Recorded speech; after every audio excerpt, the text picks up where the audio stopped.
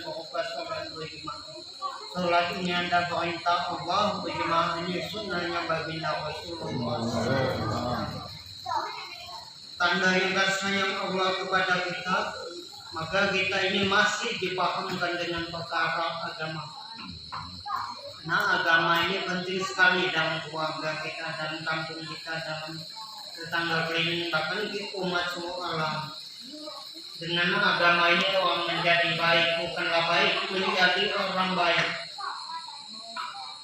Dengan agama ini pula bisa, karena agama ini bukan oleh 140 para nabi termasuk Rasul mendakwakan ini agama. Agama ini bukan dibawa oleh air atau oleh burung, tapi ada yang mendakwakannya. Kalau lagi orang dakwah ini, maka agama ini tinggal cerita saja, tinggal nama saja.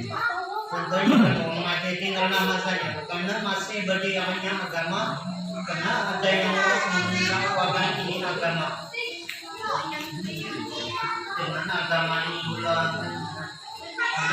karena siapa yang menjaga sholatnya, maka dia akan mendapatkan cahaya di hadapan oleh Allah Subhanahu wa Ta'ala. Kalau siapa tidak menjaga sholatnya, maka dia tidak akan mendapatkan cahaya. Karena penting sekali sholat.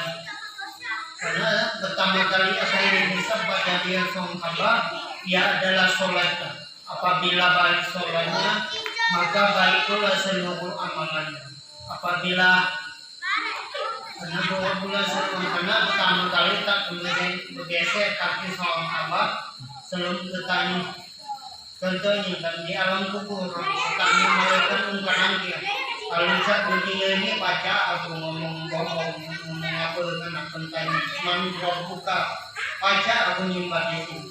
Tapi di alam kubur nanti mulut kita dibelenggu kan, tak baca tuh. Amal tadi teman sejati hanyalah amal. Karena dengan amal ini menuntun kita. Contohnya kan sepakat Al-Quran. Bang siapa yang meletakkan membaca Al-Quran di depannya, maka Al-Qurannya akan menuntunnya ke surga. Bang siapa meletakkan Al-Quran di belakangnya, maka Al-Quran ini akan mengiringnya ke neraka. Penting sekali. Karena pertama kali di tempat paling dicintai oleh Allah Subhanahu wa Ta'ala adalah masjid. Tempat di muka bumi dibenci Allah Ta'ala adalah pasang-pasang. Sebagaimana bintang-bintang di langit penerang penutup bumi. Sebagaimana masjid-masjid di bumi penerang penutup langit. Begitu pula kalau manusia ingin mendapatkan kebahagiaan hanya dengan mengamalkan ini agama, sudah jadi ketetapan oleh Allah Subhanahu wa Ta'ala. Kalau dia mendapatkan kebahagiaan hanya dengan amal agama, mau orang kaya, orang miskin, orang pejabat, bahkan rakyat jelata, bahkan orang kumpul pun sekalipun kalau dia mengamalkan ini agama, mendapatkan kebahagiaan terlebih dunia sementara, akhirat yang selama-lamanya. Karena jasmani dan rohani ini perlu makanan. Kalau contohnya jasmani tubuh ini makannya dari tanah, obat pun dari tanah. Kalau rohani tubuh ya makannya sholat kita kan, zikir kita, puasa kita kan, masih banyak lain kan. Aku baca, aku dari kita kan, dengan itu makanan rohani. Karena dengan orang bersikir dan orang tidak bersikir seperti orang dan hidup dan orang yang mati. Karena bukan uangnya kan mati, tapi hatinya. Bahwa untuk sekali kan kita dipahamkan oleh agama. Karena agama ini kan bang siapapun dengan agama ini, contoh benda hidup, benda mati pun kalau dia menganukan ini agama, maka dia akan mendapatkan bahagia. Kafir ini contohnya, dan dia mau dengan agama, maka dia mendapatkan kebahagiaan. Kebahagiaan sekali, belum kan di sana dia mendapat contohnya. Karena contohnya kan, karena toko solan ini tidak tahu kan apa maknanya. Tapi dunia ini nampak, akhirat yang tidak nampak. Ini contohnya kan, toko di dunia ini kepanasan kan, 8 mil panas ke matahari. Kalau ingat pula titik ke bawah jadi tanah. Tapi kalau di akhirat nanti sebaliknya, kainan tubuh naik ke pucuk, muat ke pucuk.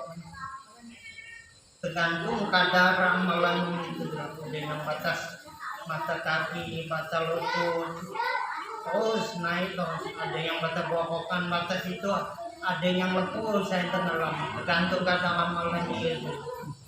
Itulah gitu kan, dunia ini bukan tempat tinggal, tapi tempat untuk menuju jembatan alam akhirat. Contohnya kan, dunia ini tempat keperluan baik kan. Contohnya di WC kan, dakati wong galak nak tinggal di dalam WC. Tapi keperluan baik kan, sudah keluar, nah itu pula dunia ini.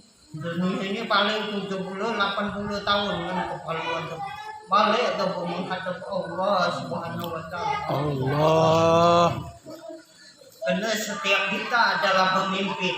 Bapak pemimpin di rumah tangganya, ibu pemimpin bagi anak-anaknya, Pak Lurah pemimpin di kelurahannya, Pak Camat pemimpin di kecamatannya, pemuda pemimpin bagi dirinya sendiri. Setiap pemimpin itu akan dimintai pertanggungan jawab ketika hidup di dunia ini dan di akhirat nanti.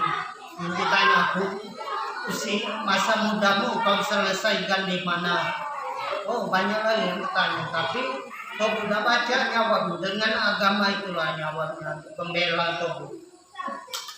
Soalnya kalau dunia ini atau dalam dunia ini, kalau katik lampu kan macam mana hasil nomor-nomor.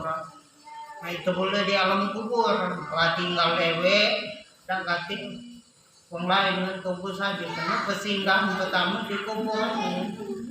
Tapi kuburannya berkata, kuburannya tempat pengasingan, kuburannya tempat penyendirian, kuburannya tempat belalang belatu. Maka sebanyak orang berjalan di muka bumi ini, engkaulah paling aku senang. Ini engkau diserahkan kepadaku sebagaimana engkau melihat pelayananku. Maka kuburan ini meluas seluas mata memandang. Dibukakanlah salah satu pintu-pintu surga sampai berhembusan hari kiamat nanti. Tapi malah sebaliknya, maka sebanyak orang berjalan di muka bumi ini, engkaulah yang paling aku benci. Ini engkau diserahkan kepadaku sebagaimana engkau melihat pelayanan. Maka kuburan ini memimpinnya saling sampai tulang rusuknya saling bersilangan. Di dalam kuburan ini diturunkan ulas sejarah roh. Maka dia memetik 70 berjalan rukun mereka. Kalau ini tidak sanggup untuk berjalan 70 tahun, tapi bisa berkuat.